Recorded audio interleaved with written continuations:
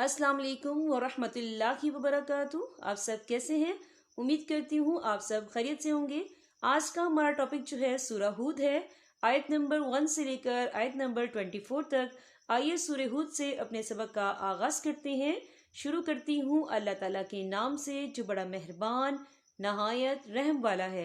तर्जुमा अलिफ लाम रा, ये वो किताब है जिसकी आयतों को दलाइल से मजबूत किया गया है, फिर एक ऐसी ज़ात की तरफ से इनको तफसील के साथ बयान किया गया है जो हिकमत की मालिक और हर बात से बाखबर है। ये किताब पैगंबर को हुक्म देती है कि वो लोगों से ये कहे कि अल्लाह के सिवा किसी की इबादत ना करो।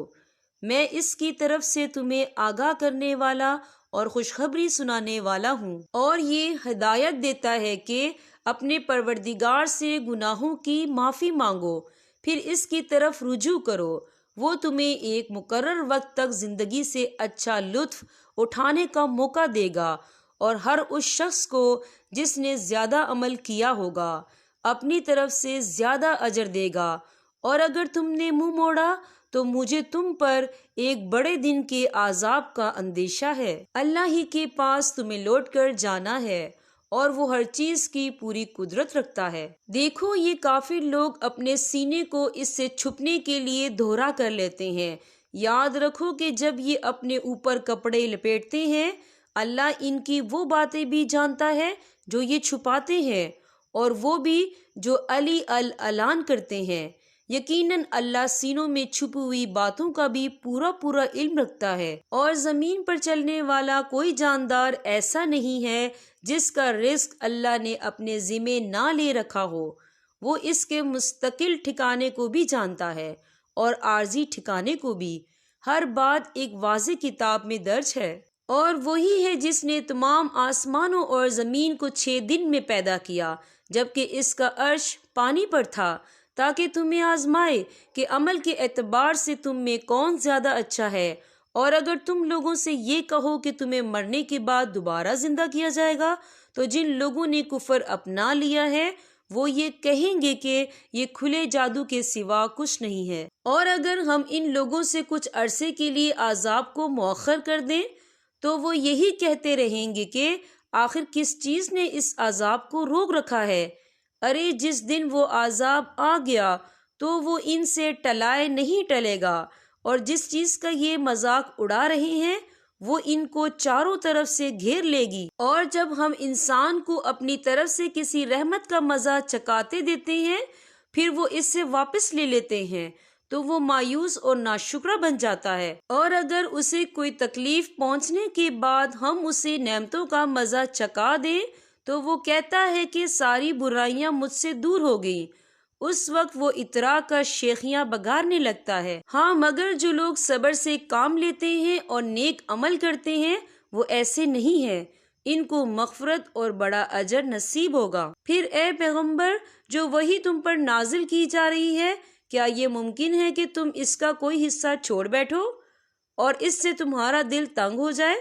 क्योंकि ये लोग कहते हैं कि इन मोहम्मद सल्लल्लाहु अलैहि वसल्लम पर कोई खजाना क्यों नाजिल नहीं हुआ, या कोई फरिश्ता इनके साथ क्यों नहीं आया। तुम तो एक आगाह करने वाले हो, और अल्लाह है जो हर चीज का मुकम्मल इख्तियार रखता है। भला क्या ये लोग यूं कहते हैं कि ये वही इस पैगंबर ने अपनी तरफ से घड़ ली है?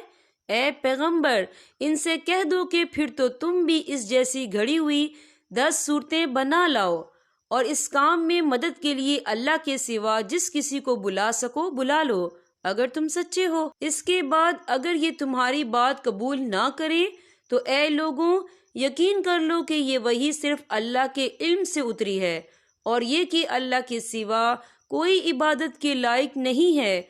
तो क्या अब तुम फर्मा बरदार बनोगे? जो लोग सिर्फ दुनियावी जिंदगी और इसकी सच धज चाहते हैं, हम इनके आमाल का पूरा पूरा सिला इसी दुनिया में भुगता देंगे, और यहाँ इनके हक में कोई कमी नहीं होगी। ये वो लोग हैं जिनके लिए आखिरत में दोज़ख के सिवा कुछ नहीं है, और जो कुछ कारगुजारी उन्होंने की थी वह आखिरत में बेकार हो जाएगी, और जो अमल वो कर रहे हैं आखिरत के लिहाज से कलअदम है। भला बताओ कि वो शख्स इनके बराबर कैसे हो सकता है جو اپنے رب کی طرف سے آئی ہوئی روشن ہدایت یعنی قرآن پر قائم ہو، جس کے پیچھے اس کی حقانیت کا ایک ثبوت تو خود اسی میں آیا ہے، اور اس سے پہلے موسیٰ علیہ السلام کی کتاب میں بھی اس کی حقانیت کا ثبوت ہے، جو لوگوں کے لیے قابل اتباع اور باعث رحمت ہے۔ ایسے لوگ اس قرآن پر ایمان رکھتے ہیں، اور ان گروہوں میں سے جو شخص اس کا انکار کرے تو دوزخ ہی اس کی طے شدہ جگہ ہے، لہٰذا اس قرآن کے بارے میں شک میں نہ پڑو، یقین رکھو کہ یہ حق ہے جو تمہارے پروردگار کی طرف سے آیا ہے، لیکن اکثر لوگ ایمان نہیں لا رہے۔ اور اس شخص سے بڑا ظالم کون ہوگا جو اللہ پر جھوٹ باندھے؟ ایسے لوگوں کی ان کے رب کے پاس پیشی ہوگی، اور گواہی دینے والے کہیں گے کہ یہ ہیں وہ لوگ جنہوں نے اپنے پروردگار پر جھوٹی باتیں لگائی تھیں۔ سب لوگ سن لیں کہ اللہ کی لعنت ہے ان ظالموں پر، جو اللہ کے راستے سے دوسروں کو روکتے تھے اور اس میں کجی تلاش کرتے تھے، اور آخرت کے تو وہ بالکل ہی منکر تھے۔ ایسے لوگ روئے زمین پر کہیں بھی اللہ سے بچ کر نہیں نکل سکتے، اور اللہ کے سوا انہیں کوئی یار و مددگار میسر نہیں آ سکتے۔ ان کو دگنا عذاب دیا جائے گا۔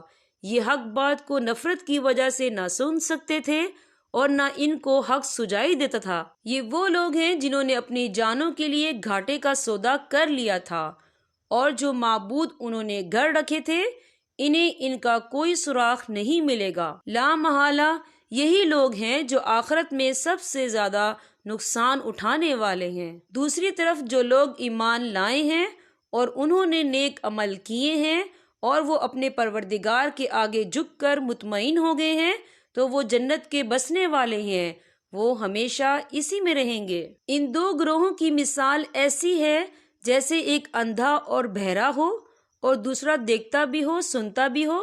کیا یہ دونوں اپنے حالات میں برابر ہو سکتے ہیں؟ کیا پھر بھی تم عبرت حاصل نہیں کرتے؟ یہاں پر ہمارے سبق کا اختتام ہوتا ہے۔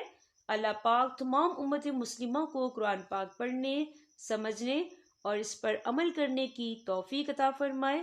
اب میں آپ سے اجازت چاہوں گی۔ السلام علیکم ورحمۃ اللہ وبرکاتہ۔